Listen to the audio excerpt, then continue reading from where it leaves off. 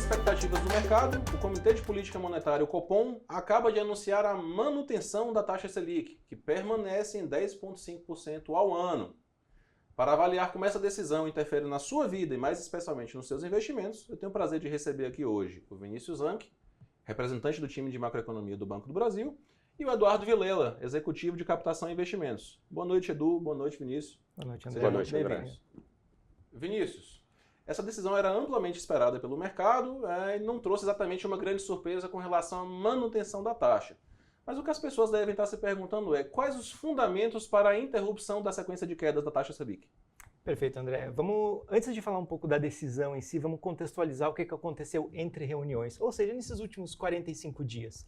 Lá fora, o espaço de corte de juros por parte do Banco Central norte-americano, a gente teve isso na última semana, inclusive, foi reduzido. Aquela discussão, olha, será que temos corte, será que não temos, será que teremos 1 ou 2 cortes? A sinalização dos próprios dirigentes é tudo mais constante, nós teremos um corte de juros apenas este ano. Ou seja, a barra para Banco Central brasileiro cortar, com referência em taxa de juros americana, ela é um pouco mais alta, ou seja, é um pouco mais difícil de cortar por conta desse contexto. Do ponto de vista doméstico, o que a gente teve? Dados de inflação que vieram um pouco maiores do que o esperado e a gente teve uma desvalorização bastante expressiva, tanto do câmbio como das expectativas inflacionárias. E todos esses elementos, eles influenciam nos modelos do Banco Central, que já estavam um pouco distantes, falando de projeções de inflação da sua meta, principalmente para 2025, que é o que o Banco Central acaba trabalhando um pouquinho mais. Então, esse era o contexto. E aí vinha a decisão. Será que o Banco Central vai promover mais um corte de 25, como aconteceu, ou vai parar por aí? Dito isso, o que o Banco Central optou?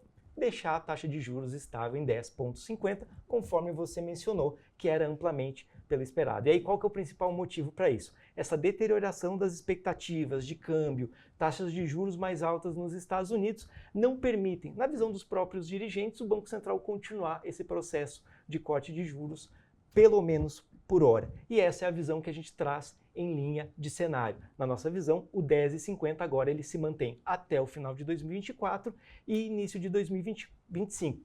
Se de fato o Banco Central está perseguindo essa meta inflacionária, é esse o comportamento que o Banco Central vai ter que deixar pelo menos até o final do ano e o início de 2025 e aí deixar taxa Selic mais alta por mais tempo, pelo menos o que era esperado pelo mercado anteriormente. Excelente ponto, Vinícius.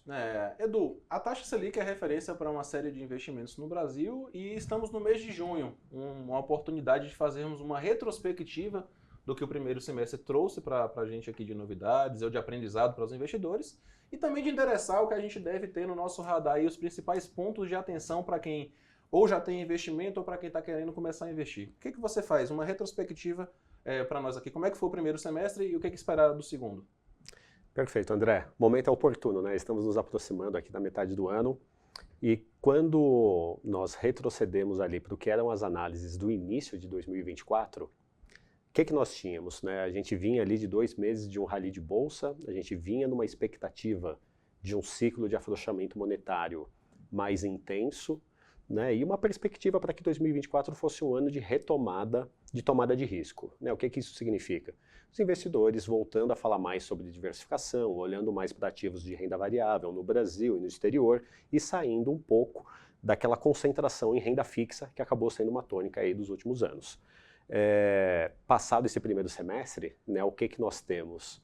A gente tem o CDI, né, performando de forma destacada. De fato, a renda fixa ela se mantém protagonista e a gente caminha para um segundo semestre de forma parecida, na mesma toada, né? Então a gente, nesse momento, a gente teve um primeiro semestre de forte realização na Bolsa Brasileira, tá? Então, em que pese, sob a ótica de fundamentos, a gente enxergar ainda oportunidades, uma bolsa barata relativamente aos seus pares emergentes, ao restante das bolsas globais, a gente tem um movimento intenso de saída de fluxo de capital estrangeiro. E isso faz preço, né? A gente tem um próprio ambiente que não se materializou da forma como esperávamos para uma maior tomada de risco e a gente tem uma bolsa aqui, de fato, com alguma dificuldade de conseguir apresentar uma valorização. Por outro lado, nós temos os índices de renda fixa, como o índice de pré-fixados e o índice de papéis atrelados à inflação, também com uma rentabilidade aquém daquela que o CDI apresentou até então. E isso muito por conta de uma expectativa, né, como foi colocado, de um maior afrouxamento monetário que não se realizou. Isso traz um ajuste, né, traz uma mudança de nível na curva de juros que acaba penalizando um pouco a rentabilidade desses papéis. Dito tudo isso, né, os investimentos pós-fixados, eles seguem muito bem posicionados, né, na carteira do investidor. Lembrando que eles trazem uma menor volatilidade, via de regra eles acompanham uma maior liquidez, então faz sentido, né, de que os investidores sigam olhando, por exemplo, para opções como fundos DI, CDBs, as letras, né, como a LCA, LCI e os títulos de crédito privado ali voltados para a CDI. Já olhando o segundo semestre, nós temos algumas alternativas interessantes, né? Quando a gente olha a curva de juros, tanto juros nominal quanto juros real apresenta hoje um nível de rentabilidade bem atrativo, né, que se configura ali como uma oportunidade de entrada.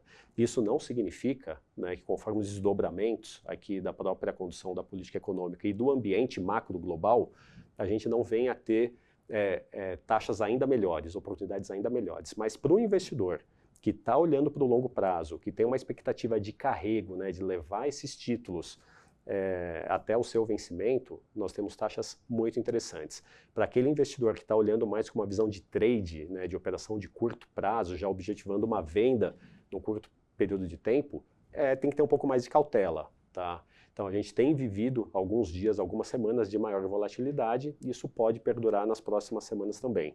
Então acho que é importante a gente fazer essa diferenciação de um posicionamento ali, de uma alocação mais tática, né, no qual continuamos sujeitos a uma maior volatilidade, de uma alocação visando um longo prazo, no qual temos taxas excelentes para o investidor carregar na sua carteira.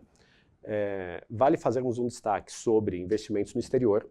Tá? Então nós temos visto aí um semestre de rentabilidades muito destacadas, robustas, né, em algumas bolsas globais, em particular nos Estados Unidos, em especial ações vinculadas à tecnologia, à inteligência artificial, seguem gerando máxima em cima de máxima. Então, assim, um movimento que não nos parece que já esteja esgotado, né, um movimento que ainda parece que tem um potencial ainda a se materializar, mas de toda forma fica um alerta, né, para o investidor que está olhando para o exterior, de eventualmente estar entrando já com alguns papéis, alguns setores relativamente esticados.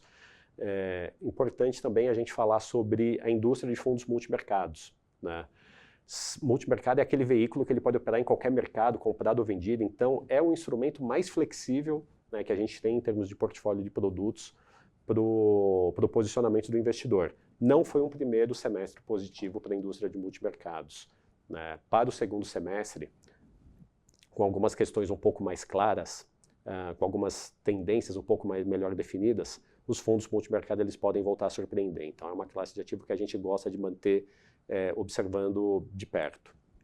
E se eu puder falar um pouco sobre alguns últimos movimentos que nós fizemos aqui no Banco do Brasil para reforçar o nosso portfólio de produtos e de opções para o investidor, eu destacaria dois movimentos, né? Primeiro, disponibilizamos um fundo para aquele cliente que quer ter uma valorização atrelada ao desempenho de criptomoedas. Então isso é muito interessante, é um fundo de investimento tradicional que monta ali uma cesta de criptomoedas, ETFs de criptomoedas e consegue replicar a rentabilidade do Bitcoin, do Ethereum, dentro da sua carteira de investimento. Por que isso traz conveniência para o investidor? Não tem a necessidade de abrir uma conta numa exchange, de ter aquela preocupação de ter uma wallet, de guarda de senhas, de chaves. Então traz toda a conveniência de um produto tradicional, né, e que o brasileiro gosta, que é o fundo de investimento.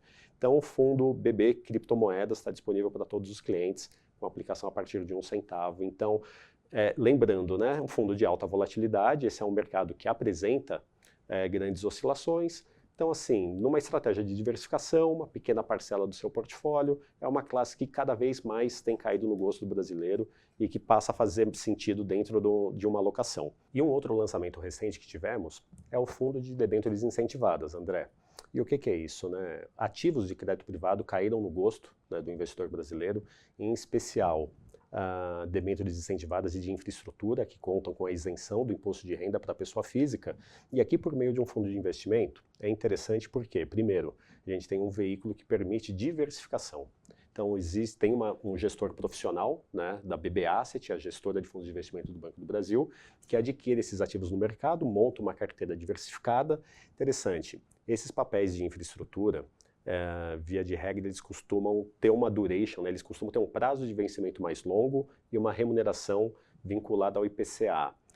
Aqui a proposta é o gestor fazer um swap, uma espécie de um hedge disso para o CDI, até para tirar um pouco tirar a volatilidade do produto e torná-lo mais aderente ao CDI.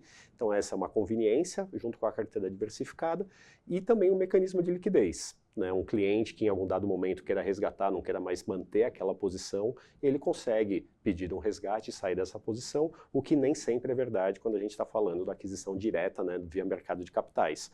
Então esses são os últimos lançamentos, né, de portfólio que nós fizemos no Banco do Brasil, para manter nossa grade de produtos e soluções sempre completa e vislumbrando, né, e sempre aderente ao que a gente está vislumbrando aí para o cenário econômico e as oportunidades de investimento à frente. Excelente, Edu. Essas sugestões aí que você trouxe realmente trazem uma nova oportunidade para investidores, sempre com um olhar muito atento para a conveniência de investir em produtos que talvez você ainda não conheça, contando com a expertise de um gestor. A questão da liquidez, né, da volatilidade eventualmente controlada, como você trouxe ali no fundo de debêntures incentivadas. E nós reforçamos aquela sugestão. Invista sempre de forma diversificada, respeitando o seu perfil, para que você se sinta mais à vontade com as decisões que você toma e com os riscos que você está sujeito ou que você está disposto a correr na sua carteira. E se você quiser mais análises e relatórios aprofundados aí de uma série de setores e também carteiras temáticas, desde renda variável até carteiras completas de alocação, aqui no Hub Investalk, na seção Onde Investir, você vai encontrar um farto material para apoiar a sua tomada de decisão. Muito obrigado e até a próxima.